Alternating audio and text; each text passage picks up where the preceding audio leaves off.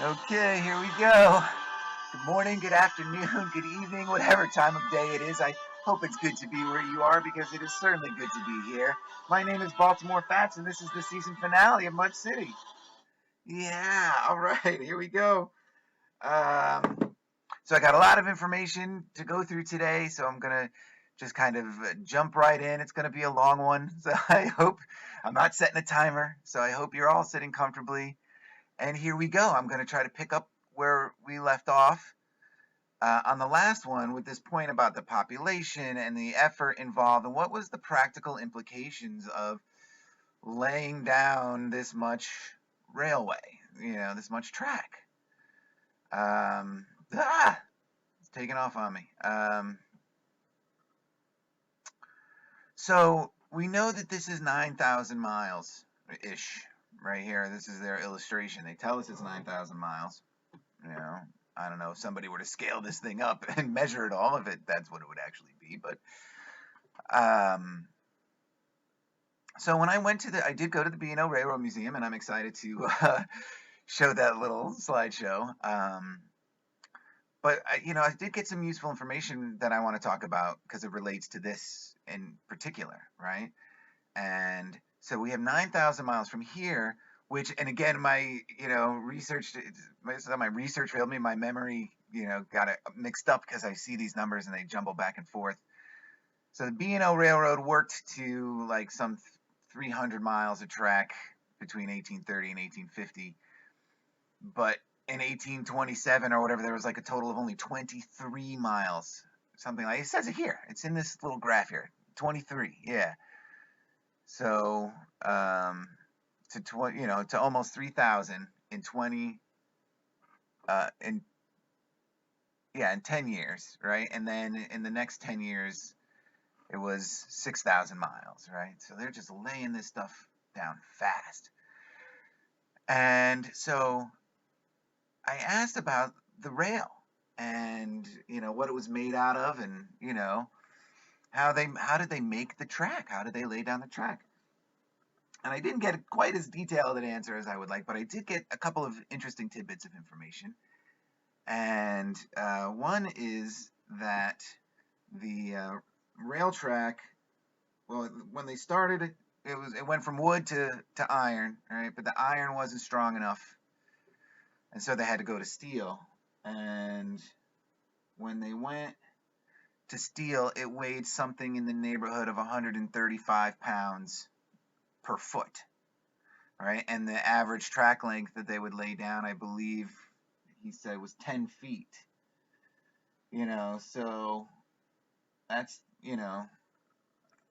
1,350 pounds of steel they had to lay down per foot, right? So a mile is roughly what, 5,300 feet, right? So we'll say that.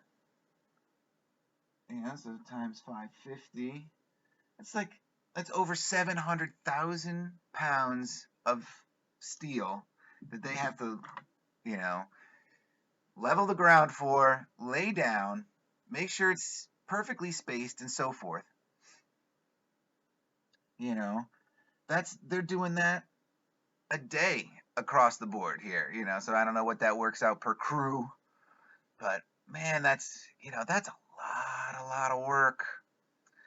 So who do they have doing this work, especially now when you get into the next period, right? Because here it's gotten so far, but now we're getting into that, the westward expansion is happening, and the Louisiana Purchase is all said and done. Lands are opening up. The Indians, they're killing them all off and packing them up to reservations. They're making sure that that's not a thing anymore. Also got to wipe out the memory. Can't let the future slaves know that the past, they had all these weird ruins that they, kind of kept away from. Maybe they felt they were haunted places or whatever, because, after a major flood event like that, you figure they would scatter. They would head out to areas maybe where even that earlier civilization hadn't settled as densely, and, they they kind of reverted to like that, or created for themselves a hunter-gatherer type situation for however many years, depending on whenever you want to place the mud flood, so forth. Again, just interesting sort of line of speculation to take that with, because you never know, because whatever they tell us is a lie, So, yeah, a lot of work. Who's doing the work? So let's look at some numbers here.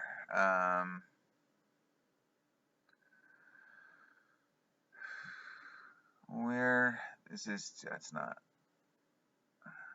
Oh, this was fun. I was trying to find a chart of the population by state in the 1800s, but I was very unsuccessful in. But so I did find one that sort of said it listed that, and I clicked on Maryland to see if it did, and it really didn't. But I did find out this interesting bit. The the official state sport is jousting, and it was 1962. So they were still jousting in Maryland in 1962. Enough so to make it the official sport of Maryland. You want to talk? That's your worm nights right there. I sure do miss those jousting. The jousting we used to have. We got to make that the official sport. Who jousted in 1962? And that it was such a long-standing Maryland tradition. There's an episode of Baltimore City, season 8. Jousting. Good lord.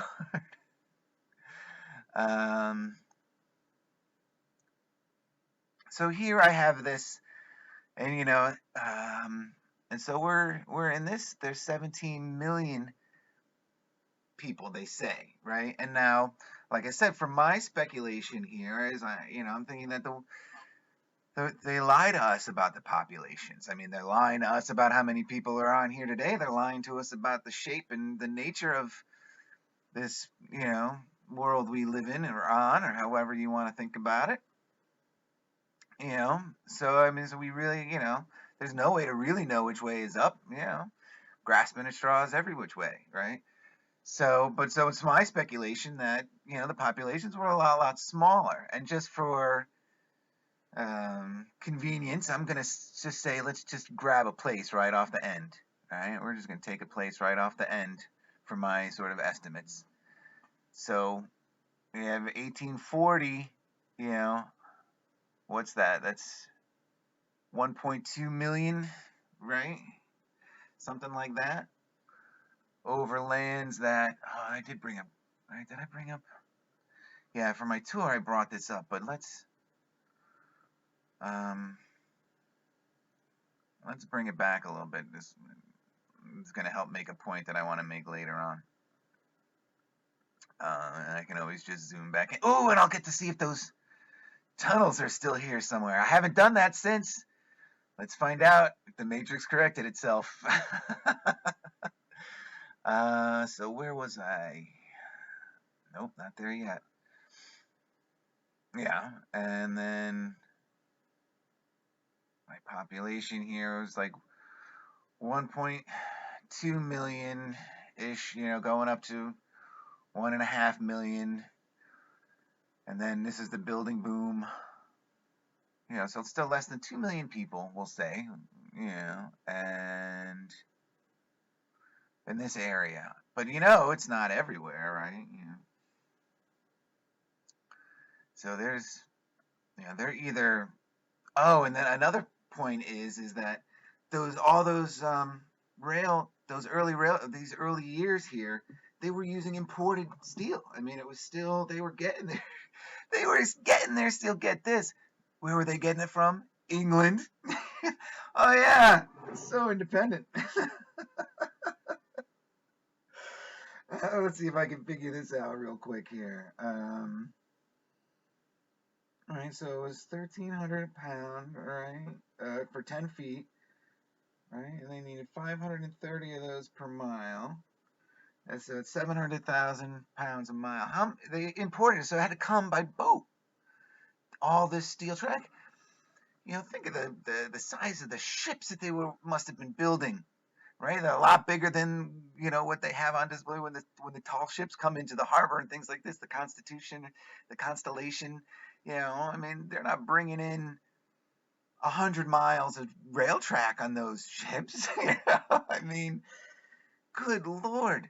And that's, and so this is going to come up, So anyway, I just wanted to just kind of give that sort of perspective a little bit about the, the magnitude of the work, and how, the U.S. Army Corps of Engineers established around this time, kind of doing major landscaping efforts all over under the guise of defense and things like this. They're prepping for war. Kind of thing. And war happens, as a good, sort of masquerade, and maybe they fill in these Great Lakes, which I love that idea, and so forth, right? So I'm going to use that. I was going to use that as my springboard to go into the Baltimore and Ohio Railroad. All right, but before I can tell you this story, I need to tell you this story. And so I'm going to be doing a little bit of reading at you here. So I'm sorry about that. Not going to be the most exciting thing here, but I think this is really interesting, and it really underscores a lot of the things that have kind of been laid down by me. It's really unbelievable the way this thing is coming together. So this is a thesis, right? It's a history of the Baltimore-Frederick Turnpike by E.F. D'Atley, prepared for the Phi Mu fraternity. It doesn't have a year on it. Typed this way, it could be from, who knows when, but just by the look of it, I'll say, from maybe the 20s or 30s to the 60s, even the early 70s this could be. Who knows? So I want to try not to read everything. I did try to do as good a read through of this as I can, but it costs so much time, and so it says the reason that this is important is because that the Baltimore and Ohio Railroad sort of mimics this Baltimore-Frederick Turnpike, right? It sort of parallels it a little bit. And there's a very important statement about the Baltimore-Frederick Turnpike in here that I hope I catch again. This is certainly the reason why I want to go through it in depth so I don't miss it. So it says, the origin of the Baltimore-Frederick Road cannot be exactly ascertained. It is supposed that it was originally a trail used by the war parties and hunting expeditions of the Monaca Indians who inhabited the territory about the Monocacy River in their raids on villages at Tidewater. Interesting. Okay. The town of Baltimore was laid out in 1730. So 1730, right? We were looking at a lot less than this. This is 60 years. If the graph holds true going backwards, then it kind of doubles every 10 years. I mean, there's only like 1,000 people maybe in Baltimore. Probably less. I'm not doing that math right now. And Fredericktown was laid out 15 years later, so 1735. Again, we're still looking at 2,000, 3,000 people at most in the neighborhood, if we can believe this metric that they've laid out, right? So it was maintained either by pack horse over the trail or by the Monocacy Trail to the Potomac River. The settlements around Frederick were slow. Interesting that's interesting thing to say. The settlements around Frederick were slow, but population growth is always going upward, right? The trend is always upward because of the difficulty of communication with the settlements at Tidewater. So I'm guessing, when the high tide would come in, it would, affect the region where they were settling. I don't have a good mental image of that, So it says no settlement inland from navigable water. Let's take a look. Navigable water. So they're coming in this way, right? So they're settling all this area up in here. So they're saying that away from this, because all of this is connected somehow, rivers, and goes right into the Chesapeake here, the Patapsco.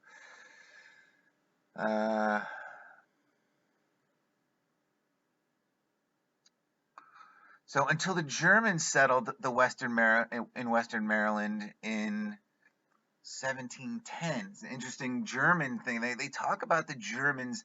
It's like a German invasion in Maryland, right?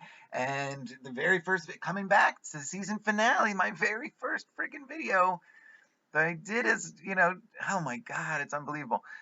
German brewery, right? I mean, and I'm going to get into the numbers of Germans. I did bring up a map to try to illustrate that point. Let's see if I get to it. But I do want to try to be time conscious, no timer. So it said the same conditions existed in all the colonies on the Atlantic seaboard, right? Maryland was not alone. So they're talking about they have, people are starting to move westward ho, right? Let's get away from this water, these Indian raids. We've got huge tracts of land that we need to plant tobacco on. Let's see. So with gradual increase in population, the towns near the bay on what is now the Baltimore Frederick Pike, the need for better roads was keenly felt as early as 1666. 1666.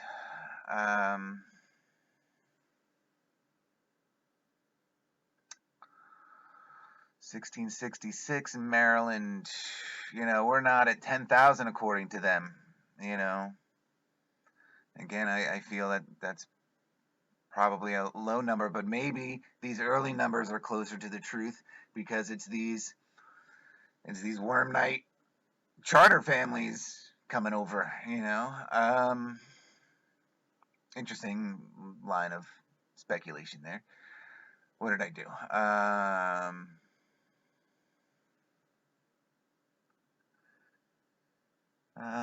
So it says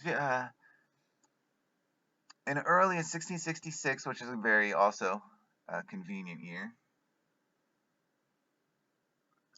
Where is? I'm sorry, I lose it. Okay, here we go. Hey, fixing time. Hopefully you don't start. Thanks for commenting. I didn't quite read that. I'll catch to it. You get a shout out in the season finale. Fix it. You were there from the beginning, my friend. So hopefully that doesn't start an avalanche of things. That's kind of the way this has been going, and I've had to restart videos because of that. So the assembly for making trails passable for horse and foot, overseers were appointed, and taxes of tobacco or labor were placed upon taxable people of each county. Right? They're just starting out. I mean, nobody's been over there but 25 years at most, Yeah, those taxes are coming. Those laws are being laid down for you people, Yeah, they're being written out. But how could they be enforced? Who's enforcing this stuff?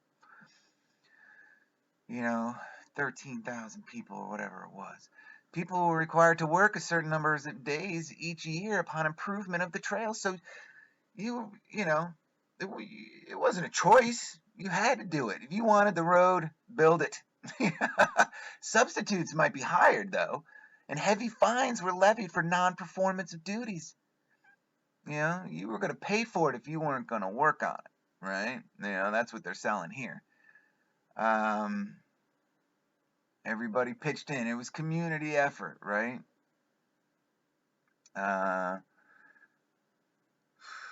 So here he says, with the gradual increase of wealth and population, of course, but didn't he say something about how it wasn't going so good? The colonies, the use of carriages increased. As early as 1739, the inhabitants of the Manassas River petitioned that a road be cleared through the country to enable them to bring their grain and other commodities to eastern markets. The original trackways were cleared so as to allow the passage of vehicles.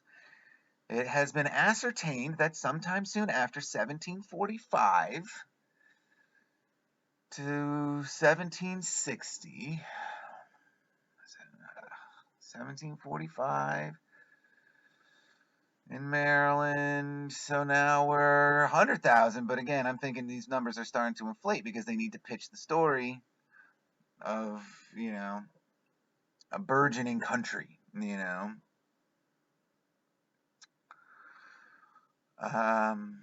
I think maybe this is a good area. This is a good time, right? Because now they're starting to build up to the colonial era and the revolution. They need to have people because they need to sell this guy.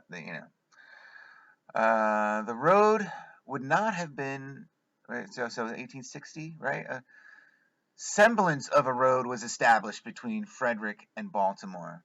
This road could not have been in elegant condition since an early writer states that I wonder what early writer that Braddock, upon leaving Fredericktown in 1755, is in a cumbersome chariot. All right, so he's bitching because he's not comfortable. Okay.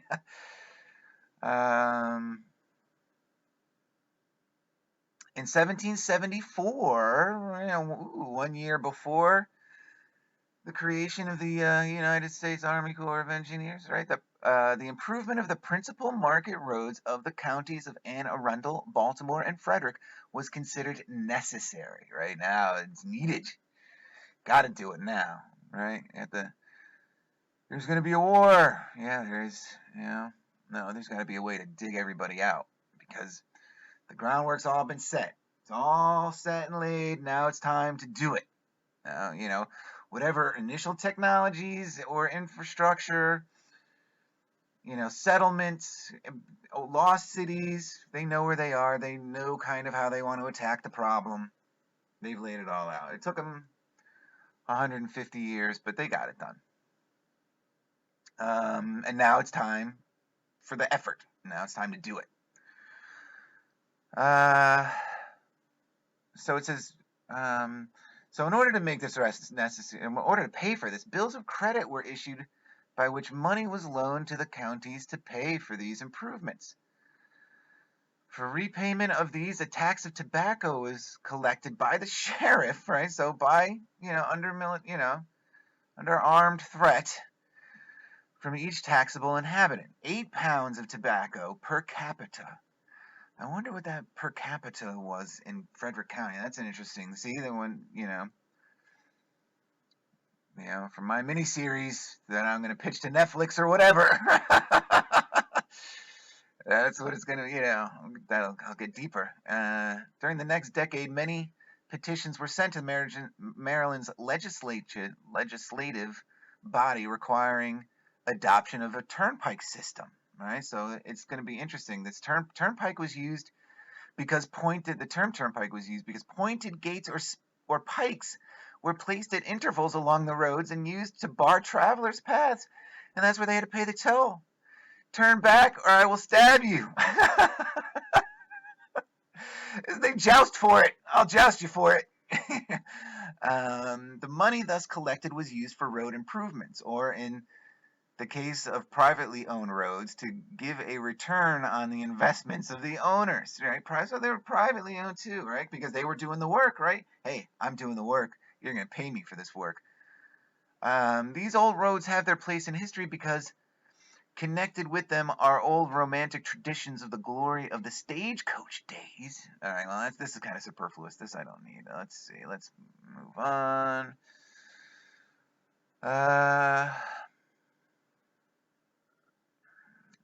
The turnpikes as existing in the latter part of the 18th century were considered to have 3 characteristics: systems of toll gates, an incorporated company with shares of stock, right, furnishing capital for the construction of I wonder who was in charge of these companies with their shares of stocks, the lawyers and the bankers, right? Their name wouldn't be Carroll, would it? And the one thing that this paper, at least to which, as far as I'm going to read, which, just spoiler alert, I'm going to about page 9. They don't really talk about whose land this stuff is being built on. They just say county land, right? But it's all owned by somebody. It's the county, who owns these counties. The Carrolls do, and their friends. the Tillmans. This road was to be 80. Okay, so this is where it starts to get really interesting, right? So the legislature of Maryland, we all know who the legislature of Maryland is. It's the Calverts and the Carrolls, right? In this time, right? They lay out and mark a public road from Baltimore town, which is essentially the inner harbor, right, downtown area, to the county lines in the direction of Fredericktown. So they're heading west, like a little north and west. This road was to be 66 feet wide. How about that? There's your numerology. Right? And on a straight as line as the nature of the country would permit. This improvement was considered expedient because of the impassable condition of the road in winter. And that's a big thing I want to talk about too. See, a point I wanted to mention in the construction of the railroad, right? So they were laying this stuff 9,000 feet in 20 years, or 9,000 miles rather, and I forgot it was like a mile a day, or more per year. But there was winter stuff. They couldn't work every day, especially like in Maine. Are you trying to tell me that they could work 12 months a year and lay down a mile a day in Maine? Yeah, I don't think so. They might be able to uncover enough of it, from May to September. Shoot, where was I? 66 feet wide and on a straight line as the nature of the country would permit. And so this improvement was considered necessary to raise the value of the land. No. Right? Because you couldn't open shops or stuff for the people, or you're not finding the buildings you're going to put the shops in for the people that or know are coming, right? You're not going to get yours on. You're not going to do all this hard work for the crown and not get yours on the back end, right? Besides, it greatly reduced the price of carrying the freight by land, right? This road, characteristics of a turnpike. Let's see, some of this is superfluous. I don't need. This to be clear, right? So this road was to be clear to the total width of the right of way. The bed was to be 40 feet wide, with a crown of 18 inches in the center.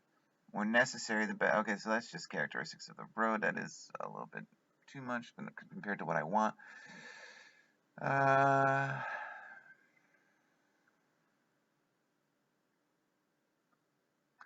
I hope you guys are all right with this, because it's unbelievable to me. This is, again, just goes to show the depth, the Carrolls, how they control how connected the Calverts and the Carrolls are to, and there's a statement coming that is just mind-boggling to me. One method was by means of toll collected, and the other was by property tax. So they're just talking about how they're paying for things, right? Or how they're making theirs on the back end. Provisions were made for commissioners of the road, right? So they're creating titles for themselves and jobs. But here we go. This is where it starts to get interesting. The penal statute of 1788 gave the commissioners a means of obtaining laborers. This law authorized them to put convicts on the road gangs, right? I guess it's supposed to be gang, right? Gangs, maybe, is that an S or an E?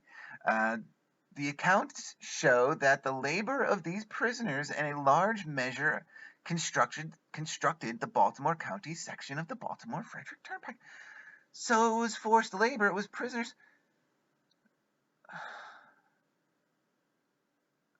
So you got to figure, all right, in the city of Baltimore at that time, we're talking only 13,000. So how many prisoners were they yanking from the city? All right, so let's go to so prisoners in Maryland at that time, there's 66,000. No, wait a minute. Where are we? All right, so we're working a little bit past this, so we'll just extrapolate, and we'll say there's 300,000 people. All right, 300,000 across the continent, right? Across the this northeast region here, in the south region here, going out. I don't know how far out we'll say. What map is this? 1860. So certainly not that far yet. Where are we? we're like here, and so they're saying, what were they saying? What was the total? I'm never gonna get it right. Where is it? Total for the country, 3 million in 1830. Son of a gun. uh, if you can't laugh at yourself, who can you laugh at, right? So 1830. So going ahead. It's not a lot of people spread out over all of this. So how many of them are convicts? What kind? I mean, is that a worse population? I wish I didn't think about adding this angle to this depth, but wonder what the percentage rate of prisoner to population is according to like today. I mean, are they just locking up every 10th person like they do today? I don't know. So I thought that's extremely interesting. It was forced labor, it was prison labor. Further labor was furnished by the Act of 1790, which allowed the personal labor in payment of the tax levied. So you could work that way, I guess, instead of paying your taxes. In the early times, the improvements consisted mainly of filling holes with brush and covering it with clay. Whew. Yeah, that's what you need your convicts for. Let's see, chapter 19 of the Acts of Assembly, and we know who's in charge of all the Acts of Assembly, right? We've seen those names. The entire road existing from time immemorial. The entire road existing from time immemorial from Baltimore to Frederick by way of Dillon's Fields, Ellicott's Upper Mills, Cummings and New Buildings, Fox's Red, right, Pablo, was, that's in quotes. So this whole, from time immemorial. So that means since the beginning of time? How long was this road to see? It's a clue. This is in quotes. Like I said, I only read up to page 9. That's where I'm going to stop. And so it's amazing that I got hopefully he's fully referenced at the end of this. It's a thesis, so the plan of operating turnpikes under county authority was almost entirely unsuccessful. Frequent amendments were passed in the years around 18. Frequent amendments because they were meeting all the time. There's only 6 of them, and they're buddies getting together, having a few drinks, smoking some of that tobacco. Yeah. Let's see. Improvement was gained when it became evident that the experiment with this arrangement.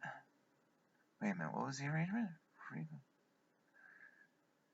So I guess that's it wasn't working. Whatever was happening wasn't working.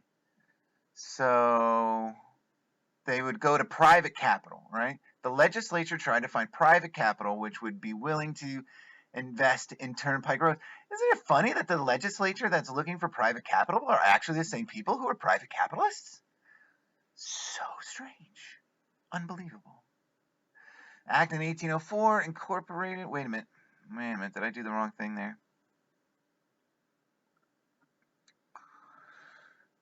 Incorporated several turnpike roads through the Baltimore County. All right, so here was an incorporated act for the 3 corporations were found under this act, right? So the government just says, okay, these private guys, yep, here we are. We're contracting you, ourselves, we're contracting, right, to dig out the roads that we know are there.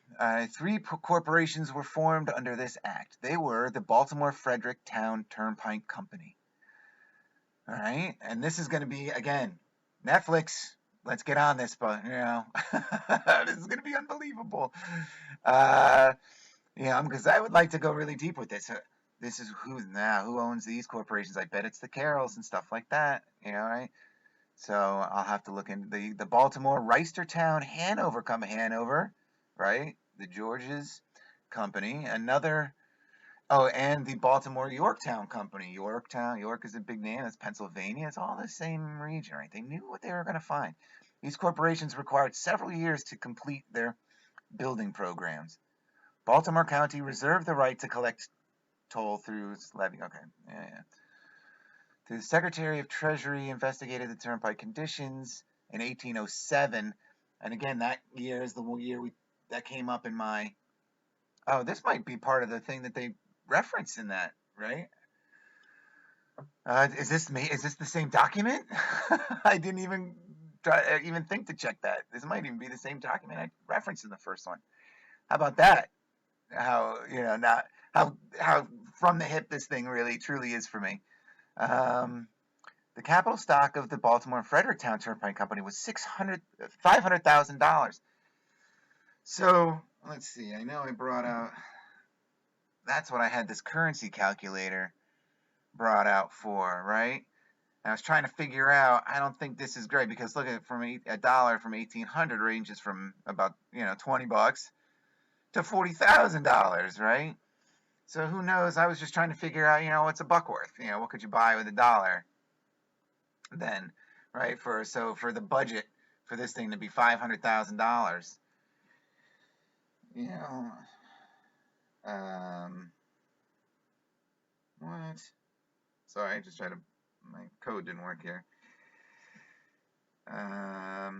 So we'll call it $20. That's $10 million. That's $10 million in today's money. In 1807 that's a huge contract, right? Huge. The company secured a further privilege of extending its pike to Boonesboro. I wonder what Boonesboro. I'm not familiar with that name. I bet it's something different today. Beyond the Blue Ridge, 62 miles from Baltimore. All right, so now, they're making some headway, right? The specifications were furnished the company concerning the building and maintenance of way. All angles of ascent were to be less than 4 degrees. The road must have a convexity of 9 inches, and on it, look how specific, these surveyors were and what they felt they needed for this road. Like I said, to me, it's almost like they had the road and just took the measurements and told you what it was going to be. Yeah. And on the let's see, the first 20 miles in the. All right, so here they just talk about the specifics, not extending 3 inches into my over, which, right, so the first 20 miles on the Baltimore end cost at a rate of $9,000 per mile. So it cost them $9,000 per mile. That's a lot of money, right? Let's see.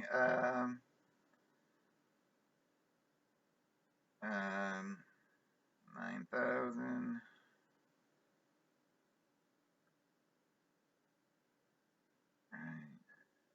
times 20.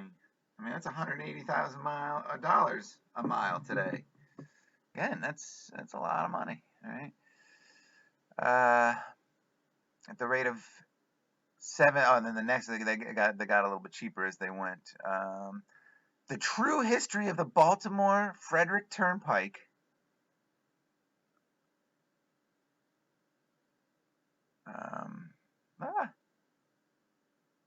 Cannot really be given without tracing its history above Frederick, because this pike became the easterly end of the Great National Turnpike, which extended from Baltimore to Ohio. As the settlers moved west into Ohio, the need of roads connecting with RE as they were digging their way out west, because they came in from the east, right? Or they came from the East Coast, right? And they're working their way out west to build roads from. So they talk about this being the first federal assistance given to highways. The movement was started upon the road to follow the.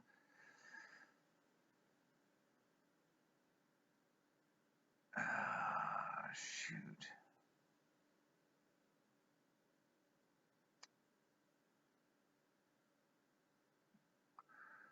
The banks of Hagerstown and Baltimore. Okay, so you see, I was hoping to find a line. Hopefully, I find it here because I'm getting to the end where I read it as much as I kind of wanted to get ahead, and it hasn't come up yet. And I was expecting it to come up, but maybe here it comes. Let's see. The liens of the company's treasury was caused by the immense drain of building the bridge over the Monocacy Creek. The company was refused permission by the assembly to charge extra toll for the passage. Right? Interesting statement there. Yeah, we're for the people. Yeah, you can't charge them extra. You wanted to build this road. A bridge is part of building the road. Build it. Stop complaining. The banks of Hagerstown and Baltimore, the banks, who owns the banks? Well, I know one of the Carrolls went into banking, they're not all of them in law, they're, in 1822, built an extension to Hagerstown under the name of the Boonesboro Turnpike Company.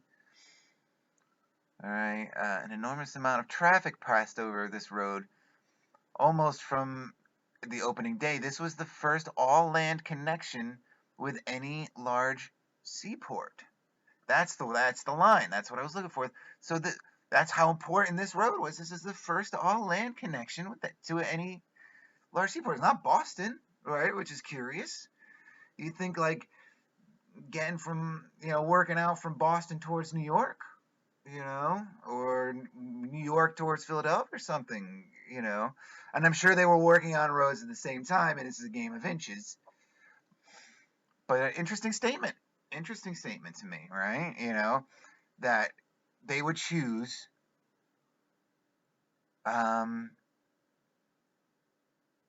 let's see, they would choose this to build their first road out going this way, because here's Frederick, right? So we're talking about going this is Route 70. This is the road they're building right here. Yeah, westward ho. All right, and just to kind of put it in perspective. So here to here, all right, coming out, you have to come up the Chesapeake and do this, right? So of all your landing points, of all your places to come in, that's where they're doing it from. That's what they've chosen to go this way, right? Let's bring it in. They're heading out west to the Great Lakes, and because they want to. And now we're going to get into it. This is going to be a good. I'm almost done with this thesis. The freight. Okay, so they build this road, right? It's the first all-land connection with any large seaport. The through freight wagons from Baltimore to Wheeling were able to make the hitherto unheard of average time, 10 miles an hour, right? Yeah, that's what it said. The largest of these were mammoth affairs capable of carrying 10 tons and drawn by 12 horses. So that's 20,000 pounds? They had rear wheels 10 feet high with tires 1 foot wide to prevent sinking in the soft ground, right? About 1850, a contemporary writer states that about 16 coaches passed each way per day. 16 mammoth coaches carrying, 20,000 pounds, right? So 16 times, I'm not even going to do that math. It's, millions of pounds being horse drawn up and down this road, back and forth from Baltimore, did I bring up the maps? I didn't. From Locust Point, right near the Star Fort. It's coming up and going west. Right out of downtown Baltimore. And let's see. So they were going that way each day, while droves of cattle, sheep, and canvas-covered wagons were hardly out of sight of each other. Within a mile of the pike, the country was a wilderness, but on the highway, the traffic was as dense and as continuous as a main street of a town. So they're saying they were just going, right? Going out west. The turnpike prospered until the Baltimore and Ohio Railroad tapped Frederick on December 1st, 1850. So it took them 20 years to get from Baltimore to Frederick to compete with the road, and that was the goal, was to compete with that road. All right, and here we go. I have no idea how long I'm going. This could be a 2-hour episode. I hope you're prepared for it, guys. So, Baltimore and Ohio Railroad, right? The first common carrier railroad, the oldest railroad in the United States, yada, yada. We know that that's not true. It's semantics. It wanted to compete with the newly constructed Erie Canal. You know what? I'm taking a break. This has been going on. It's going to be parts 1 and 2. I will post them both this same day. And then because I need to get something to drink. So, okay, I'm back. Beano Railroad. Okay. This is the extent of it in 1961. You know, it is still in operation today under a different name. It's run by CSX. And you can see its scope, you know, and the design of it, which they talk about here, was designed to compete with the newly constructed Erie Canal and other canals being proposed in Pennsylvania, which would have connected Philadelphia and Pittsburgh. So I guess they wanted to build a canal to connect Philadelphia and Pittsburgh. That's a giant river. So at first, this railroad was located entirely in the state of Maryland, with an original line built from the port of Baltimore west to Sandy Hook. And they talk about that right away. It starts to go down into D.C. Right here, they talk about where it is currently. But anyway, that's what it does, right? And it brings stuff. Stuff comes into Maryland, right? And heads out west, right? Or up to New York, you know. But they all come in this way, which is very interesting to me. You know, Baltimore, you know, it's a big shipping yard. Even today, there's a big shipyard down there. I don't know what, you know, and the trains. Oh my God, to live in downtown Baltimore is to live with train whistles, man. Oh my God, all day long. All right, so let's get into the history here. All right, so the fast-growing port city of Baltimore, Maryland, faced economic stagnation unless it opened routes to the western states.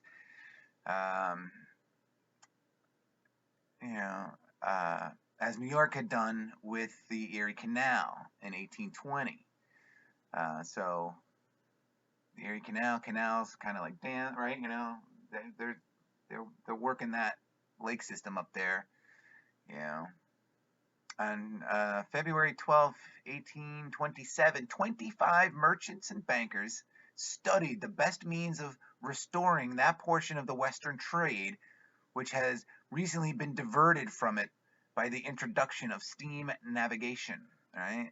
The answer was to build a railroad, one of the first commercial lines in the world. Okay. So that's what they're saying. Right? We got to compete with this. We need to get our tobacco out west, you know. God, I want to know what tobacco is really, what the code word for.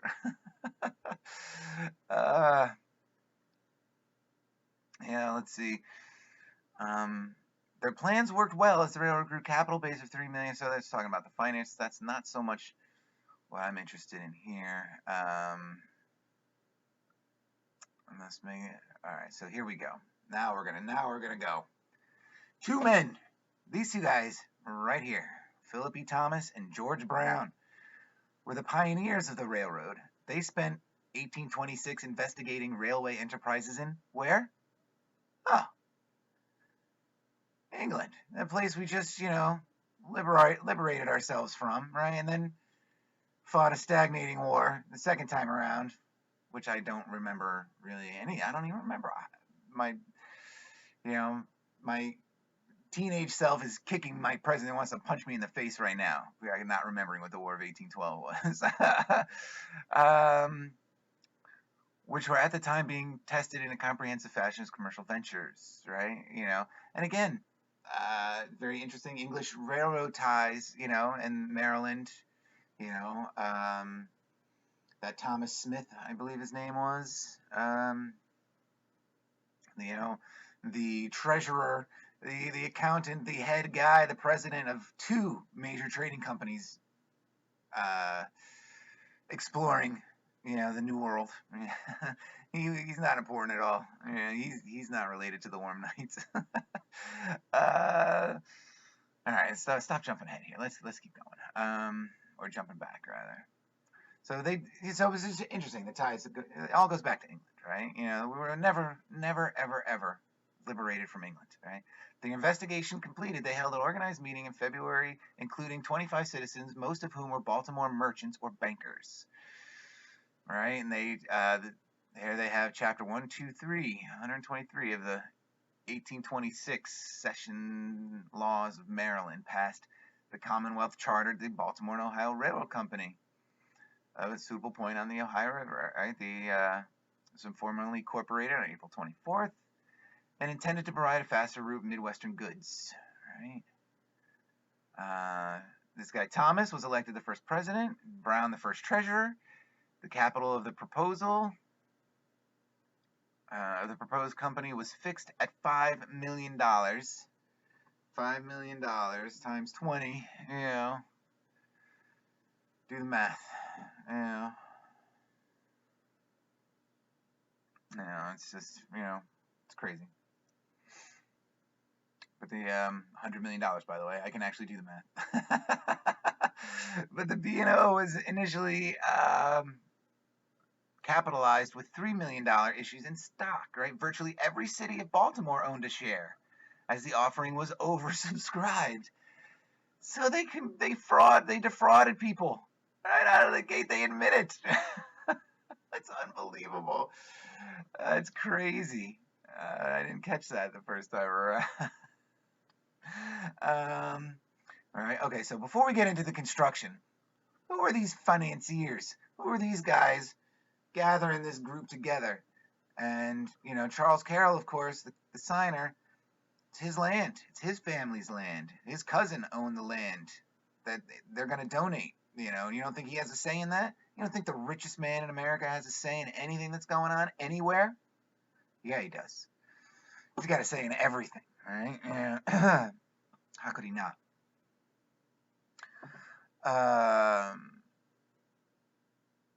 So where was I? Oh yeah, I want to talk about these two guys, right? Philip E. Thomas. There he is. He was the first president, right? And he's been referred to as the father of the American railways, right? And there's the Thomas Viaduct, and I can't wait. Oh my God, look at that beautiful bridge, right? This viaduct. And I don't know if I'm going to get into it in this one or not, but this viaduct is amazing, and it's going to be talked about. I don't know if it'll be in this one. It depends on how long I want to go with this today, I guess. I could just, really play it all out. I threaten to do that all the time, don't I? So he's related to Johns Hopkins, right? He's related. His mom comes from the Hopkinses, all right? If that's not tie enough, right? Kent County, I wonder if there's any connection to Kent and England there. Again, now we're going, I looked through this once, when I first the first marathon session I did with this, it's like an 8-hour journey that made me think, yes, I can do this, 8 hours is it was probably 6 hours. I bet it was 6 hours. And I looked at him a little bit, but I haven't really looked at him since. I knew I would get to him when I went into the Baltimore and Ohio Railroad. So, he worked for the banks, he commenced his own business in 1800 with his younger brother. He became active in both the Baltimore community and the banking business. He served as cashier at Mechanics Bank, became the first president of the Mechanical Fire Company. I wonder what the Mechanical Fire Company did. Immediately brings to mind, and again, I didn't get to name drop everybody. It'll happen, but Philip Druzhinin, had a great video recently about the firemen and Fahrenheit 451 and how maybe it was their job to really burn these books. That's a great idea. I'm fascinated with that idea. That kind of plays into the racing of history and so forth. So I love it. I wonder what the Mechanical Fire Company did. He was the founder of the Baltimore Library Company and organizer of the State Temperance Society. He donated $25,000 for the Washington Monument, which will be a building I'll get to someday. The Society of Friends, right? A prominent figure in the Society of the Quakers. See, now this never came back, I don't think. But they talk about the Quakers getting land on Locust Point, and was it the Port of Baltimore one? All right, again, another angle to look into to get this thing deeper. You know, let's see. He became involved in the Chesapeake and Ohio Canal system, right? But he became disillusioned with the project of releasing it would not benefit Baltimore. He said, "Oh, this isn't going to help Baltimore, right? I wonder where it was going to go." Oh, I guess this is New England. Okay. I wonder how the Chesapeake wasn't going to benefit Baltimore. Interesting statement. Inspired by his brother Evan's description of English mining, so he didn't go. His brother went. Interesting. George of an English mining railroad. Jordan Brown, 25 other civic leaders of Baltimore determined to build. All right, so they don't get into his. I took a picture of this painting. This is at the B&O. It almost looks exactly like the picture, with the same lighting and everything. And so this talks about the obstacles that the B&O completed from Branch to Washington in 1835. So that one graphic for showing the southward trend in the railroad is kind of correct. I talked to one of the guys at the B&O, and they were building to DC from Jump Street, pretty much. So really, again, you click on this guy's, and this is one of those things. You click on this guy, and it just doesn't tell you that much, right? So if you want to know more about him, you really have to go, like, his biography does it even, right? You know who his father was, so you have to go back and look at his dad, right? And his mother was clearly related to the Hopkins. And again, Mud City hasn't brought me to the Hopkinses yet. It all started with the Carrolls and the Calverts and the Carrolls, but it's just endless the way this freaking story can go and develop. I cannot. I feel like I stepped in it. You know what I'm saying? It's just unbelievable. It's just writing itself to such a degree, and it wants to tell itself. There are higher forces at work here. I have to believe the story of Baltimore wants to be exposed, and it chose me to expose it. Let's see. So it doesn't tell you, right? So again, season 2 is I'm probably going to pick up with these banker types because it gets interesting, and then I'll get into the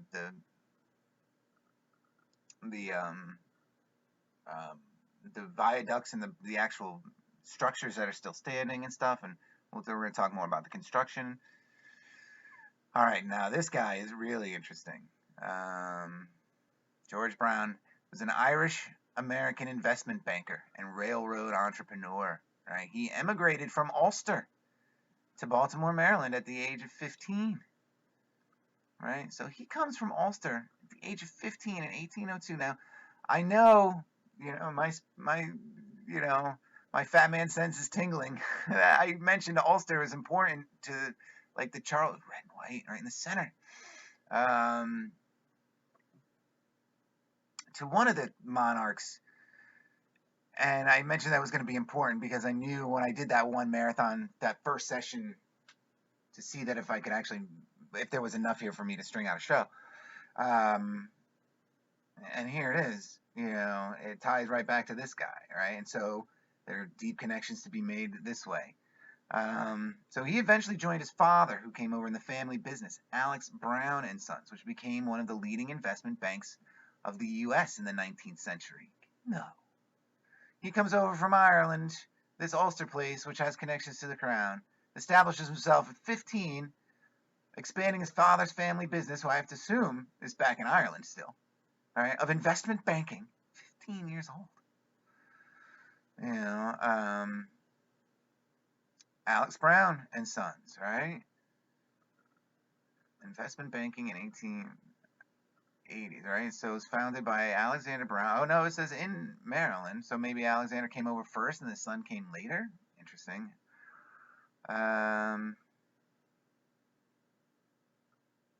So it was still going by the Alex and Brown name until 1999. And then the Dutch bank took it over, not the Germans, not the same Germans who, oh my goodness, the same bank who, who went west from out of Baltimore in 1710 or whatever. What did it say? Oh my God. My people, I'm German, or so I'm told.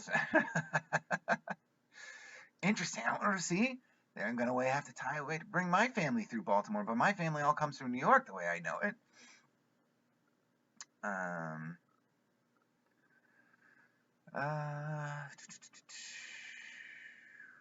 oh wait, I was doing his. So he emigrated to Baltimore from Ulster. Wait a minute. This is the father, an Irish linen merchant, which is the linen, the Silk Road with Michelle Gibson Channel. That's why I kind of came to her research. A sub pointed me out in her direction. She had a fascinating run about the Silk Road, and so that kind of has me interested in that. So I'll find a way to get deeper with that eventually. But again, from Ulster, all right, where he established the first investment banking firm in the United States. The first one in the U.S. is right in Baltimore.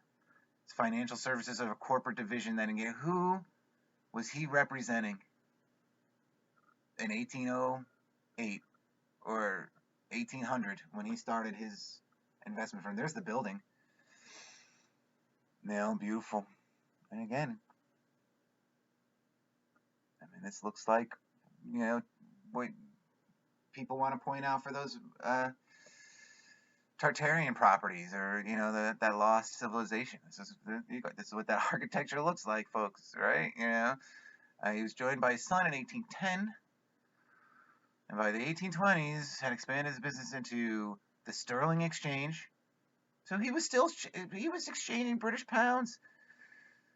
All right, is that right, or is it the actual silver? Foreign exchange market is global to determine the foreign exchange rate. Yeah, money. He's exchanging British pounds, right, in international trade out of Baltimore with the tobacco and cotton industry, right? Which by this point is probably actually coming more a reality, right? Because I don't know, might be too early. Right? Because the main population influx comes, what are we thinking, in post-Civil War, right? So post-1870. Brown's sons eventually started, but they had to set all the plantations up. They got to get this stuff up and ready to go, right? They have to be ready for when these populations come, right? So Brown's son eventually started a related business in various locations, beginning with William. Oh, his sons, not brothers, rather Brown's sons. He founded William Brown and Company in Liverpool. I wonder what they did. What did they do? So it's another banking. So they're banking. That's what they do. They just open banks. He opened banks himself right away. Jump Street after the. See, I wish I was smarter. I wish I understood what was happening with the other. There had to be more, with what's going on with the government and banking. It's going to be worth getting into. It's going to really. It's all. See, they rigged it all, right? They rigged the War of Independence and the Constitution and our freedoms and liberties as we're supposed to have them or know them. They rigged it all right through Baltimore. It's unbelievable. I cannot believe it. Anyway, okay. So fantasy aside, let's continue. So again, these first bankers, they came in. I wish I understood what was happening with them, with our treasury and so forth. Where was our treasury getting its money then?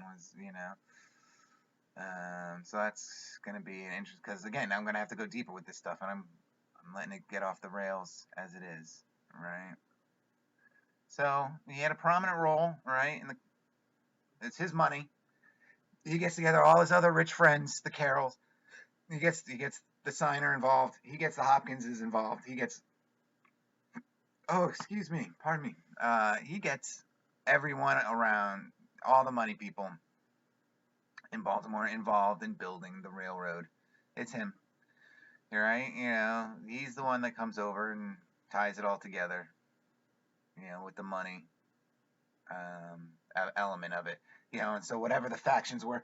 So again, charter companies, charter families coming over and doing the business, doing the work that they're contracted to do, which is, terraform the landscape, dig out the lost cities, set up the infrastructure, because there's going to be a population boom that they're engineering somehow, and I have the wildest speculational theories about some of that too. Totally crazy, and but again, just fascinating speculation about where all the people can come from. And who knows, maybe it would mirror or echo or be similar to other people's research, because I've taken so much in my time, and I try to watch as much as I can even still. But anyway, yeah, it's going to get deeper with them. All right. And so that's it. It's these guys, right? It's this Brown, and it's Thomas, and they get everybody together, and they get the signer to go, right? So here we go with they talk about the development and how long it takes them, right? So again, it takes them almost 20 years. It takes them, almost 20 years to get out to Frederick. But Harper's Ferry is a very important place, and I think Michelle has videos about Harper Ferry as well. And I've been out there too, and it is very curious. And I was, intrigued by some of the structures I saw there, and tried to match them up with the explanations that were given, or thinking, outwardly that in that line as much as my understanding could bring me then.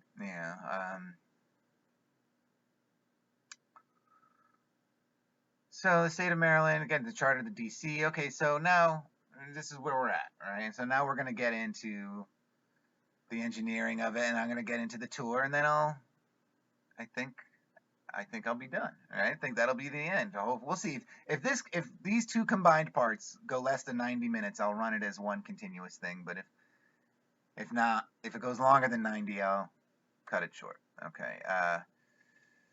So they talk about the laying of the track, right? It says they started with granite, but it was unforgiving and expensive, right? But most of the bridges that they built with that granite material survive to this day, and many are still active, which is amazing to think about. Amazing to think about the first time they're doing these things, and these bridges are still active and able to maintain the hauls that they are allegedly maintaining, because I see a lot of empty rail cars go through Baltimore, let me tell you.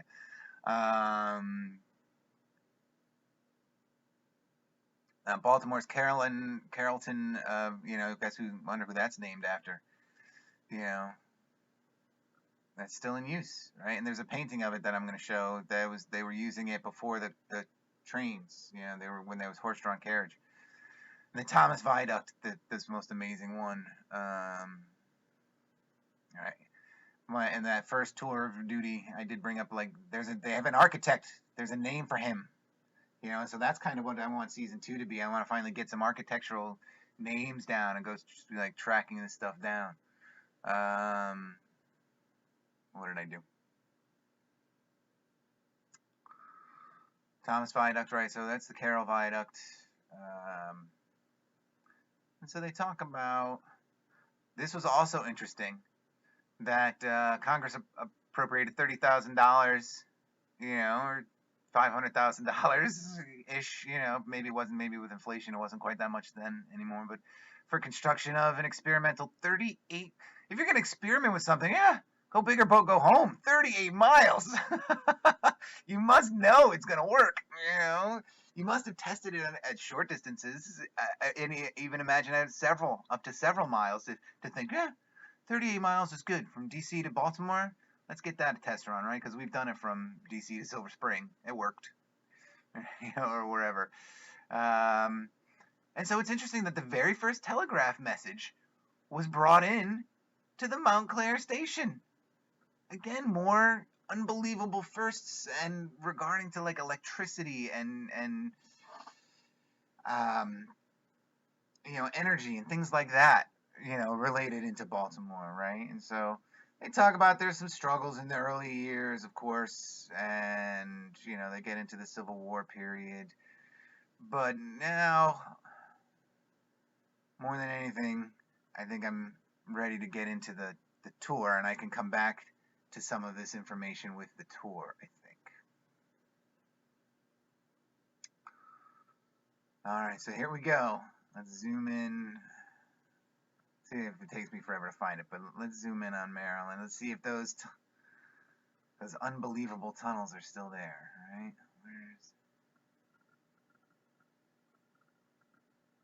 They are, aren't they? Did I just see them?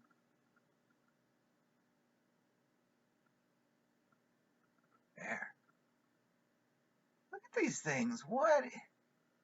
I mean, I haven't looked at this since whenever I made that video. But I am amazed by how much these features look like tunnels, and that they are going right underneath everything, just below the surface of the Chesapeake here. This is unbelievable. How far can we follow that out? And so by exposition, like if you were to just continue this out, can you see him here? Yeah, you can. Where else did it go? See, this is live. Live from Pigtown. It's Mud City. Let's see. Yeah, this is the kind of thing. This is what I do.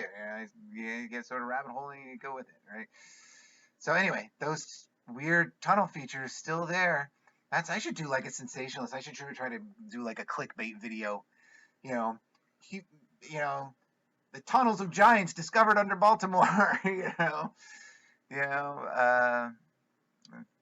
throw some sort of weird quote up on it and see how many clickbait clicks it gets. All right. Okay. Here we go. Coming in now. Camden Yards. Dun, dun, dun. B&O Railroad Museum. Here we go. So anyway, I wanted to sort of start here just because I didn't get when I came in from this direction, and this is the main entrance here, right? And so I didn't take a picture of like the coming in, but I did right away have a picture of. I noticed right when I walked in, like, look at that, that's kind of weird, almost separate. Like, why is this bulging out? Older brick maybe, or some sort of repair or something. But I thought it was curious the way it kind of sort of dropped off, and you can sort of see weird levels in the repair there, or maybe it's the repair that's above. I don't know how old this particular section of building is, but it drew my attention enough for me to want to look at it.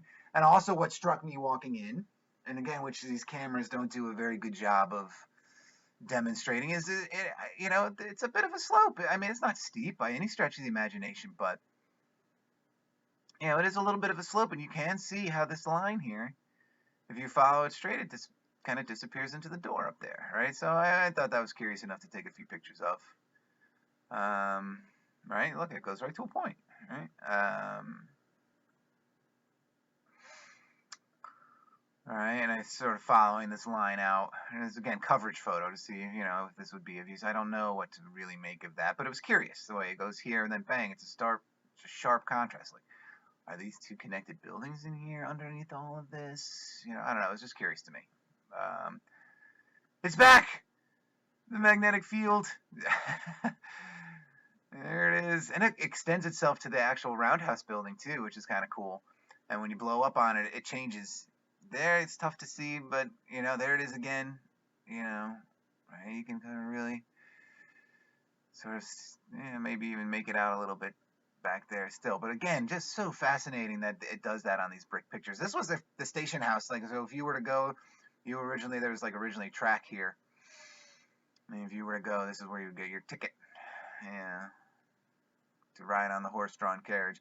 So when you first walk in, you're greeted by a statue of the signer. Sure enough. Right? And they have a little plaque. The first stone is right there. This was the cornerstone of the railroad, the first one that they laid down for the horse-drawn line to Ellicott City. And if you press this button here, and which I did and recorded, but it came out terrible, so I'm not going to share. I might share someday, but not for this video. He goes in motion like a Disney exhibit, right? And he does a speech about how proud he was and how important the railroad was to him, and how much it meant to the economy of the growing country, and you know, it, so yeah, he says yeah, it was very important, because he had to move all his product, because he had to get that infrastructure ready. When those hundreds of thousands of people emigrated from Germany or wherever, he needed all that tobacco ready to go to get them hooked. So anyway, he says that 60,000 people showed up that day, right, in his little speech. 60,000. 1830. Well, I mean, between the 1820 and 1830, we'll call it 87,000 people, right, just for general purposes. So the whole city showed. Where do they put everybody? I mean, this would have been all open fields here, right? How did anybody hear his speech? Yeah, I mean, he must have been one heck of an orator. Maybe they had like megaphone-ish kind of things, those barkers type things. I don't know, but interesting anyway.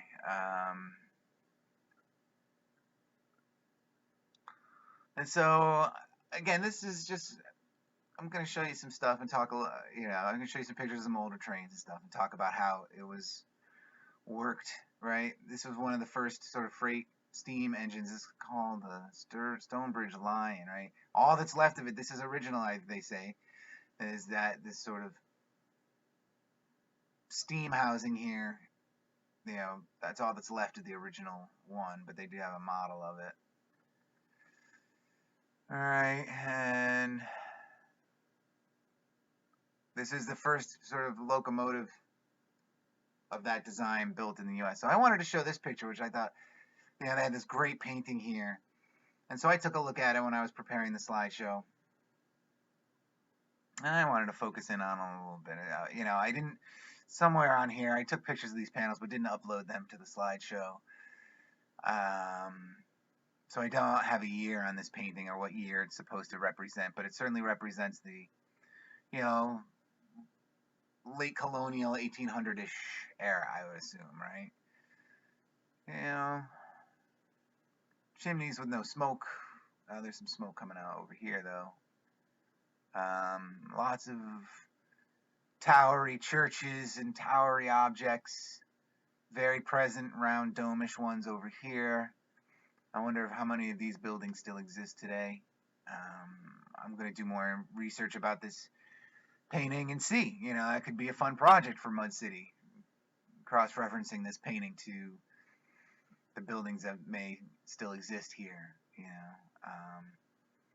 But again, lots of towers and chimneys. I don't see a lot of smoke coming from these chimneys. Maybe he painted it in the summertime, which is, you may get that impression from these two. There's kind of fun stuff going on. People are out and about. They're out on the water. They're sailing. They're doing what they do. I don't know what the heck's going on down here. What do you think they're doing? Interesting. This guy's that's weird, right? He's looking right at you. And you know who else is looking at you? I'll get to him in a second. All right, we have these two flirters here, And again, more of the sky. I wanted to kind of bring this in a little bit here because, they just let their goats wander around everywhere. And look at Baphomet. There he is. And he's looking right at you, too. It's unbelievable. Maybe he's looking at these chickens. And he's like, if I could only get if I could only get those people to sacrifice some of those chickens, we'd really be onto something. We could get this party started. All right. I just thought it was funny when I was looking at this picture closely that there he was. There was that Baphomet head right there. Right in plain sight. This is an interesting picture of Baltimore, of the B&O from the air in 1950. they say, right? I'm not going to spend any time here on it because this is a very important picture for me later, and probably why this video is going to be 3 hours long. Here's that picture of all the important people, the creators of the Baltimore and Ohio Railroad. Let's see how fast I can get through this stuff. So this is the Conestoga wagon, right? And this is what they were talking about when in that Frederick Turnpike thesis. These are the things that were just an endless stream going back and forth on the turnpike, right? This is what they look like, right? And they made big ones, one so big that they were drawing, what was it, 6 horses, right? You know, really big wagons, you know, so they have one there, right? I don't know how many horses would have taken to haul this one, but, you know, so this is like this is what they're talking about, you know, this is the beginnings of the movement of freight across our country, you know, out west, comes out of Baltimore to the Baltimore Frederick Road, right? And this is the type of cart that they were, you know, who knows what they were putting in and out of there, you know, what that observer was witnessing. And now this is the first railroad car right here. First one that they drew on horse from Baltimore to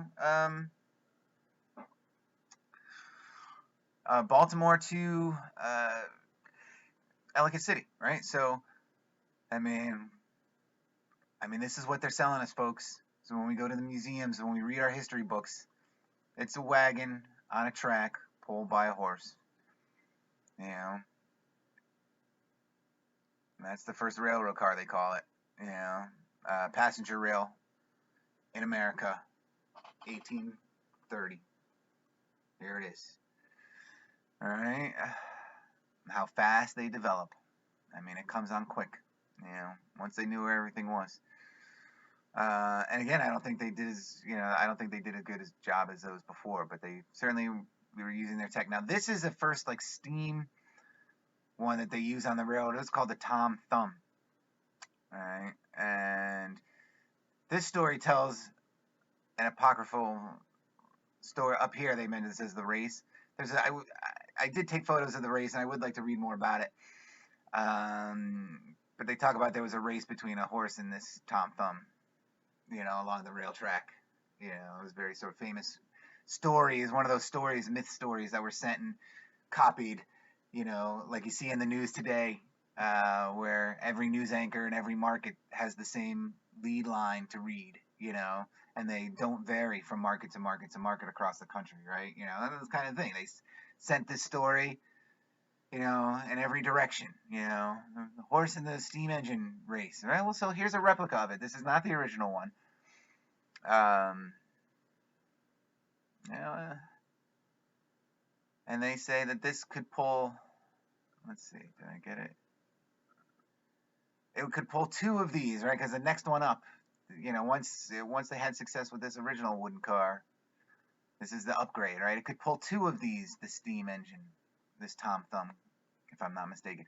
But what sort of really interests me about this picture is these miniatures here, and I did not look at this miniature. I do spend a considerable amount of time on this slideshow with the miniatures.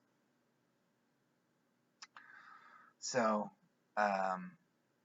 this row of houses here and how similar it looks to the rows that are in Baltimore, and how, oh, see, this is gonna be, I'll get to drop another name now, the Mud Flood channel. How I came to Mud Flood at all was from the Mud Flood channel, doing a story about the abandoned buildings in the South Bronx in New York in 1983. And whatever rabbit hole, the algorithm posted a video that he shared or he made about the fall of those buildings. And it interested me because when I saw what he was talking, I was like, hey, I remembered when that happened. I was living in Southern Connecticut, which was a New York market, and we got New York news. And I remember that happening. I was 12 or 13 years old. So I was really interested in that video, and I watched it, and some of the information he has in there really made a lot of sense to me.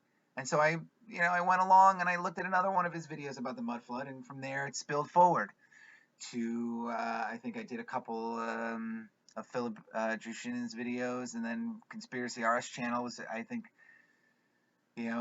in its nascent days anyway. Then I don't remember how big it was, then. But yeah, once I got to those conspiracy arts videos about the church and some of the other early ones that he did, yeah, I was sold on the concept, and I really started to dive headfirst into research on it. And I discovered Rebel Without a Pause from there, and so forth. All those great channels that do such great work, and it's so inspiring to see other people out there now across, our world, in their cities and towns, picking it up and doing it. Like I said, I believe a mud army can change the world. Oh shoot! Before I continue on, my point about that is how much they look like the ones in Baltimore, and how in Baltimore we only see 3 or 4 levels. And so maybe that's a good indication of the depth. And they just blew out their window for a door here or here. Yeah. Some we only see 2 of. How deep could the mud go? Maybe it does go that deep. This is the next line up, and they call this a grasshopper because of the motion, and I wanted to focus in a little bit on these old pictures. This one, actually, maybe this does look black, but look at these contraptions that they built out of steel, and how heavy they were. And I'm going to get to some of the earlier, like the bigger locomotives that they start talking about post 1950. They get to be big locomotives, right? And so this would be its coal car, right? Its coal stash or wood, whatever, and they would feed the furnace, which would create the steam, which would push these tire wheels along the track and pull whatever load it could pull. Now this one is called the York, and the original is at the museum. And I think this is an interesting thing here, right? It says the York prior to the 1927 Fair of the Iron Horse. Now I did not look up Fair of the Iron Horse. That's again avenues to explore when this thing gets much bigger, or when I decide to really do a full-on research for it. I think this material deserves it. 1927 prior. Doesn't prior mean before? Oh, 1927. Oh, see, I was confusing my years. For a second, I was thinking 1827. It's like, God, did they just slip up and say they had a picture of 1827? 1927. But this was built in 1831, passenger and small freight, up to so many tons. Look at it. I don't watch Doctor Who or anything like that, but I did see a few episodes as when I was a kid, 9, 10 years old. Freaked me out enough to stay away from it. But this kind of looks like that weird machine that I used to see in the opening, the title credits. I don't know what that machine was ever called, but right.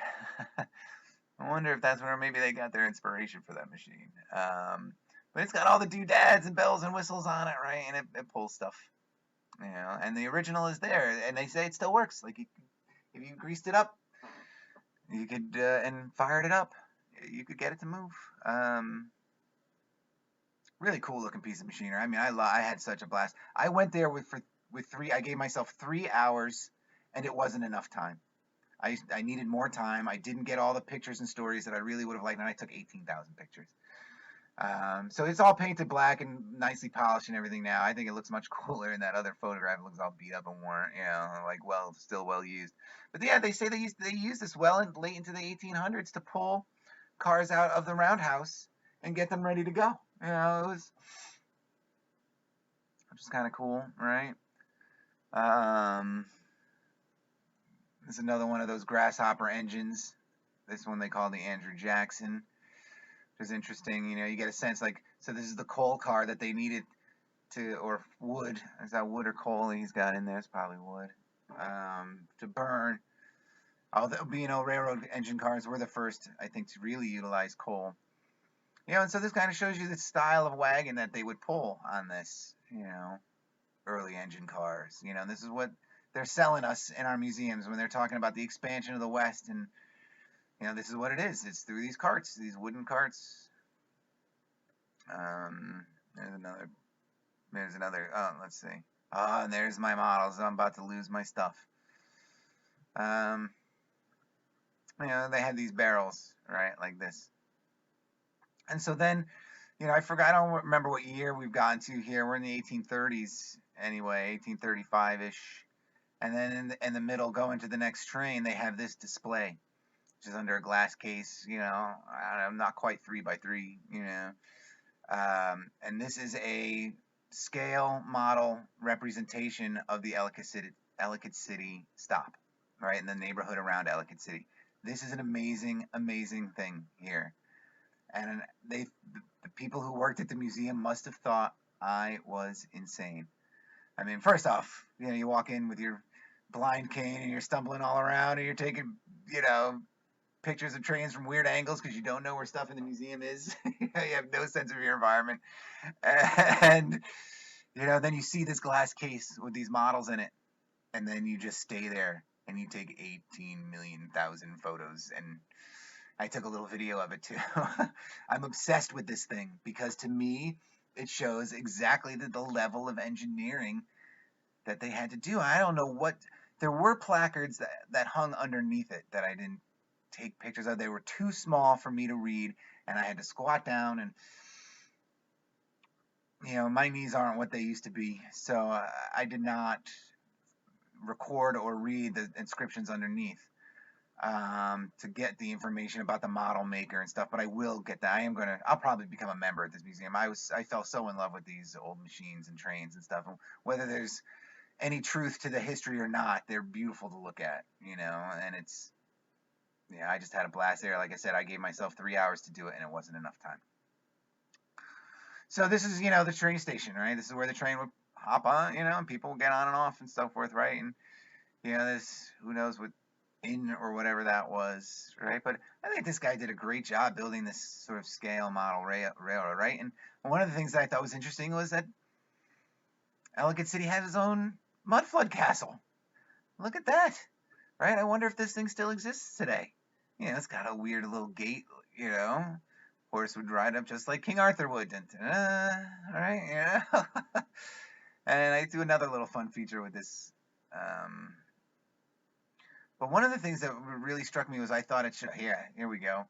I went down and onto the side. The glare wasn't so bad from the side, and the side was really the sort of key angle that I wanted to show it from, because this guy was kind enough to give us this like slice of the terrain, what he had to make in order to represent a scale model of Ellicott City.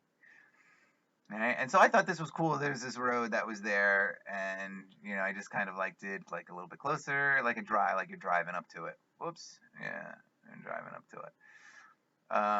But again, interesting castle there, right? And wouldn't you know, they have one of their very own mud flood churches in this scale model of, I believe it was, I'm going to put this at 1830.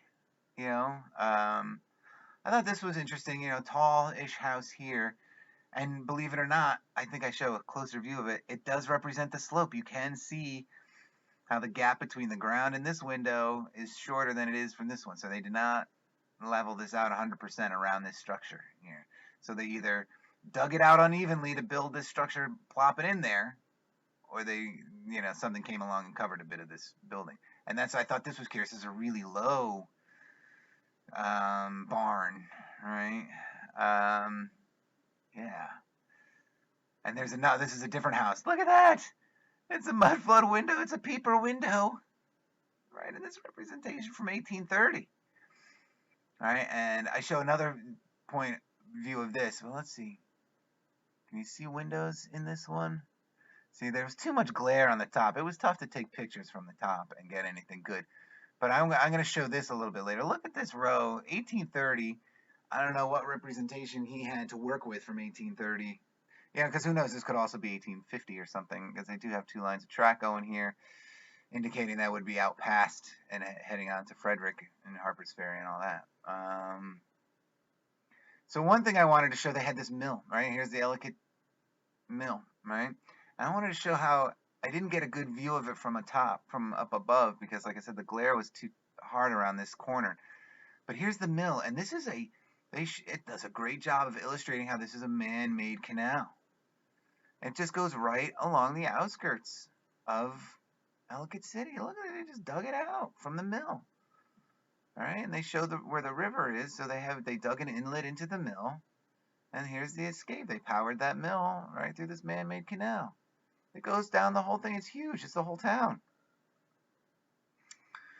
And again, I thought this was an interesting looking structure, you know, for 1830. I was just so impressed with the scale of it and how it shows the landscaping and the level of landscaping that it does. And I hope I do a little video. Oh, and so from there, I might have screwed up my slideshow a little bit. So I'm just going to roll with it because I've been doing this for hours now, it seems. This is that portal window in the workshop. So they do let you into the older workshop that I highlighted in the video I did outside around Thanksgiving time. Oh, let me see. That's just a misplaced picture. Here's a good. All right, they showed the landscape and how it goes down from here. Right? They had to, you know, they had to work all this land to get this pitch the way it is. For the train and everything, because they specify that the train tracks can only have an incline of X degree, and it's really slight, you know. Oh, so here's a detail. Look at this detail of whatever he worked with. The earth and mud comes right up to this one. Isn't that amazing? I just couldn't believe it. What's happening? Why aren't you working?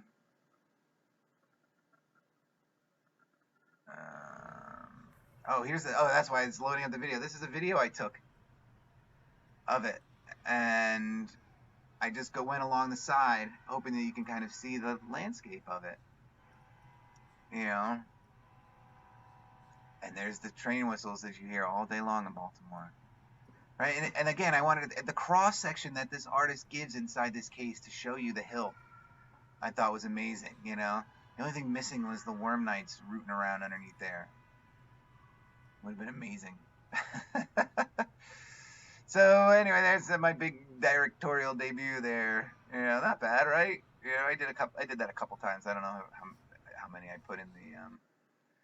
Did I put more than one in the slideshow? Was I high on my ability? Yep. Yeah, it's essentially the same thing back. I'll show it anyway when I like it. They're my videos. But yeah, I mean, just the scale of this thing I thought was amazing, right? And I mean, I fell in love with this thing. I stared at it. I mean, I want to say a good half an hour of my time in the museum was spent just at this. They must have thought I was crazy. You know, I'm sure they did. But I think that was pretty amazing. I think those are two pretty cool little videos, if I don't say so myself. All right, so continuing on with the tour, they talk about these pot hoppers, which now we're getting into some major freight with these things, right? And this is the type of thing that they, you know, this tub here, 16,000 pounds. The tub behind it, 40,000. You know, this is the type of capacity they had. This is an early picture. I don't know the year on this one, but I love these old photos. And one thing I'm noticing, certainly about this picture, how long-legged everyone appears to be. So everyone's got the longest legs, and everyone here is so skinny. When I feel bad about the comment that I made. I always, you know, no one loves the taste of their own foot more than me, you know, and you know, I said some, you know, not nice things about large people, and how I noticed that they're present in these early ages. Like when you look at, you know, the early silent films and stuff, there are some large people, and some of the early presidents were big people, you know, and so to have stairways and stuff that are 8-10 feet off the ground just doesn't seem right, because those people would have to use those stairs too, right? But conversely, I look at this picture and everyone is so rail thin, and everybody's legs are super long. And you know what else I don't see? I don't see a single woman anywhere in here. Maybe that's not too surprising, because this, you know, is coal or wood or dirt. Maybe this is the dirt they're uncovering in the corner and loading in these pots. I mean, it looks just like rubble, right? Doesn't this look like general rubble that they're carrying away in these things? I don't know that this is all coal. This looks like busted up bricks and stuff already.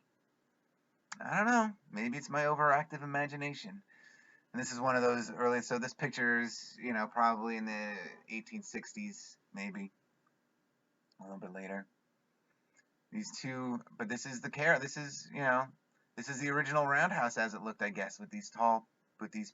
That's interesting. This is the way the original. I looked at this picture for a few minutes yesterday, setting this together. The original roundhouse had all these points on top. Does it still look that way? I can't see. Looking at this old picture, now I'm drawing a blank as to how it looks now. Now I think it's just circular. This picture's very revealing of the old roundhouse. Wow. See? Blind.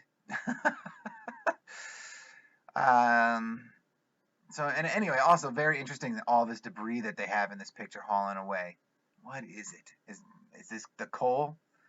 That doesn't look like coal to me, I don't know. There were other features of that photo too, but let's see. Like these two kids down here, I noticed no shoes.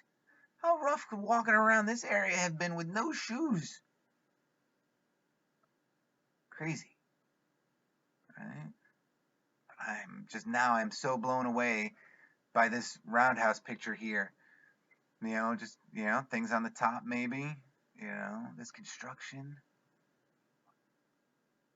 Wow. Yeah, I'm ready to roll them right out. So this train is one, it's called the Lafayette, and it's in there and it works, and they actually loan, and one of the things about it, and this is again how they sell it. How do they sell, how do they cover it up? They need to create a cover story. They need cover. Right? And so here we go, Lafayette. He gets a train named after him, the steam one here. And this was used in the 1939 movie Stand Up and Fight, right?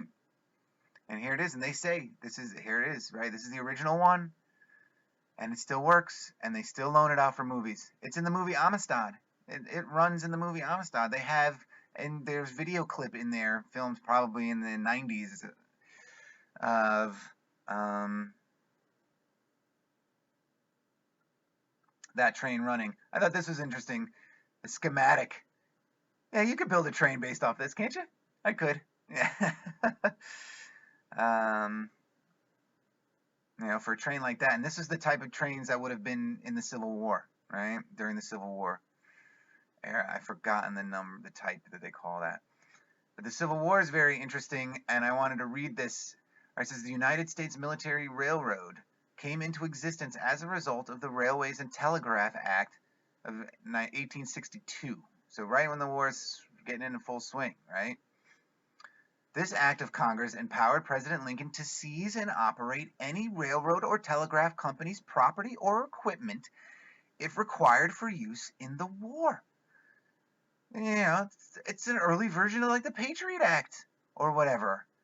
Some of these other acts. 1862, Daniel McCallum was appointed director and superintendent of the military railroad with the rank of brigadier general. There he is. He's in control of all the railroads. His task was to assimilate the capture of southern railroads into the military. Let's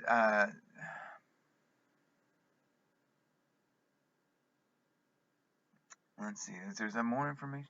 But I just thought it was interesting that, so they could just, who's to say that the railroad CSX, who's to say the CSX isn't just a front organization for the government? Because the B&O Railroad was absorbed by the government for the war effort of 1862. I just thought that was an interesting connection to make, See, there's that train I just showed you. This is the wood that it wood and coal, whatever. And here, already, there's some of those towery ones. But maybe they had major rework, and maybe that wasn't the B&O roundhouse, but a different roundhouse. Interesting. I thought this was fun. Reckless play does not pay, right? Yeah, this is an advertisement that they had out and about in 1927 for kids. Don't hang around under the trains. You'll lose a leg. This is the first electric car in Baltimore, right? Or at least the earliest one that they had on display. And they would use this one. to drive stuff through town, because they created the electric cable cars and stuff for like commuter stuff, right, inside city limits, and they used the major railroad for the other stuff. So when they needed to haul freight through the city to the major railroad lines, from the dock to the B&O, they use things like this eventually. I've forgotten the year, but so there's a long antenna. Look how long that antenna is. A round ball. Yeah. Interesting, I thought. Here's a picture of that viaduct with the horse. See, some of these did get out of order. This is really interesting. This is a cross section of a model for the Howard Street Tunnel. Let's see what I can read about the Howard Street Tunnel from this. I made better. I think I did better pictures. Hold on. 1895, they completed the 7,300-foot long Howard Street Tunnel connecting Camden Station and Mount Royal. Engineering feat relieved the transfer of Washington, D.C. to Philadelphia trains along Pratt Street near Baltimore's waterfront, and eliminated the use of the railway car ferry across the city's harbor. So they were bringing certain trains in, loading them up on a boat, bringing them across the harbor, and then connecting them back up to engines on the other side. The double-track tunnel extended Baltimore from Camden Station at a grade of 0.8%. Like I said, they had to do it in such a slow grade, Engineers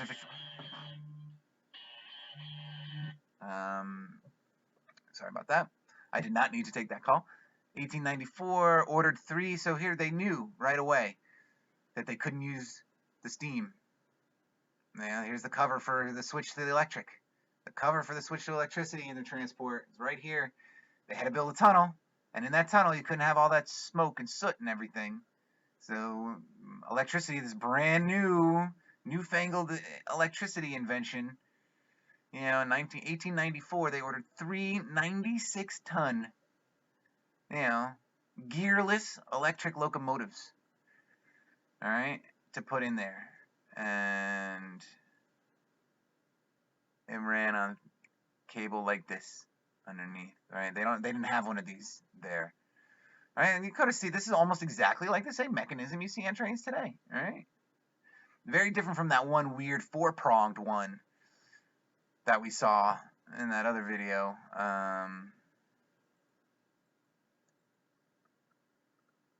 And I like the mainline electrification, Hooray for number 1, the Baltimore Sun headline of 1895. There's a little close-up of it. And so they had to generate, it says it in there. Where did they have to generate?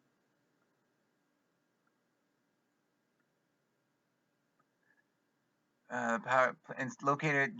The power station generated 2,800 kilowatts of electric power, and so this was one of the generators inside the Camden power plant, right? And so they had several of these, obviously, to generate enough power to make that 96-ton pole. Okay, so now we're going into the shop, and this is another electric car that they had in there, and I did take a picture of what it was called, but the 1000, number 1000 maybe. But I didn't add it I forgot to put it included in the slideshow. So this is the top of it though. You could get into the train that was next to it, and it which I didn't include any pictures of because I knew, God, I'm running so long, I can only imagine. Because I have to watch these things back too. I have to screen them. But I thought this coil look on top was very interesting, right? And you can only get from the vantage point inside, you could only get so far down the car. But these are the other features you see on top. Yeah, electric features. I thought extremely, extremely interesting. All right, and there's the other side. I wanted to see what that looked like underneath. Now this, they had inside the maintenance shop, and he was telling me that this maintenance building, which is the one that I feature in the all aboard video, I think that the name of the episode was. So this is where they were built. But things like this, which were on train track wheels, would be dragged out. These would help load trains onto tracks or go salvage trains. I just want to give you an idea. This is what they were bringing out for rescue missions when things like this happened, right? Do you trust that crane? With now those engine cars, by the way, I don't know if I didn't get to the information. They're like 100,000 pounds each. Not to mention with like the wheels and stuff like that. I mean, these things are heavy as they describe them, right? And I feel bad, man. If these things were original tech, somewhere they're going, oh, they wrecked all my good toys. They just gonna wreck them. And they did. They wrecked a lot of them. Okay, getting to the end now. Closing it out. Hopefully I didn't go over 90 minutes. I would like to keep this under 90 minutes. This is that photograph of Baltimore from the air in 1950. This is that workshop building that I was telling you about, right? So you come in. None of this is here anymore. 1950. This is that building. And this is the roundhouse. So the roundhouse did not have spikes, at least in the 50s. But that other roundhouse is extremely interesting. I have to find out which one that was. And so anyway, just to look at this picture, by the way, my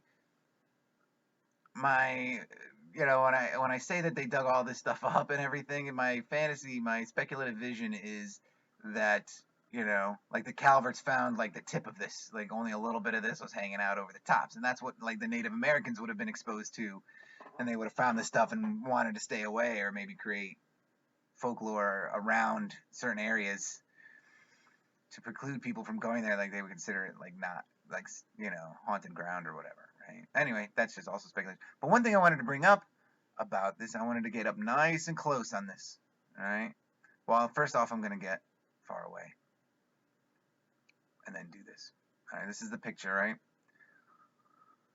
A lot of cars and stuff, a lot of train activity. It looks like there's snow on the ground, which is interesting. Baltimore's not a particularly snowy city, although it does get some snow. But I don't see a single person. There's not one person anywhere. So at least that I could see from that far away angle, right? So I said, let's blow this up to a reasonable size where you could be able to see people, right? It's winter time. There's a lot of activity going around. These are huge warehouses with trains all around them and stuff. All right, there's all kinds of property and things here. There's nobody standing outside for smoke. No one's walking around in their neighborhood or their dog or anything. Nobody. All right, at least you almost get a sense of motion here, right? Right. There's nothing. There's nobody wandering around. This is a big area, right? Look. Nobody. Not a person. Nobody's having a smoke. For all these friggin' tobacco trade that goes on out of here, nobody's smoking. Nobody's walking their dog. No one's got to be anywhere on the street. Nobody. There's not a person on the street.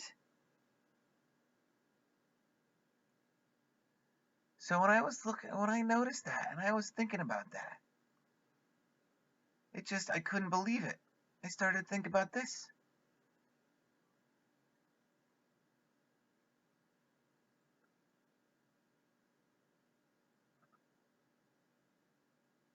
All right?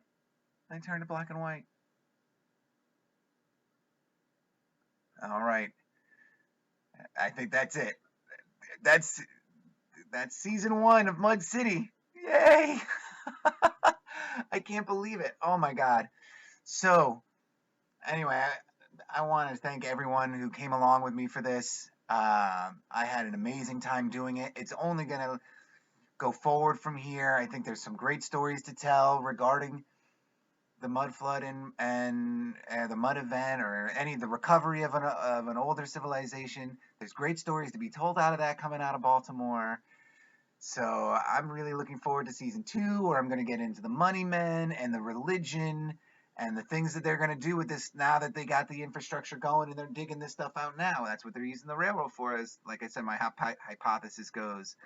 And so that's where we're going to leave it off. So I hope everyone has a great holiday season, whatever however you choose to recognize this time of year. I hope you enjoy yourself while you're doing it. And so, until season 2, guys, cheers.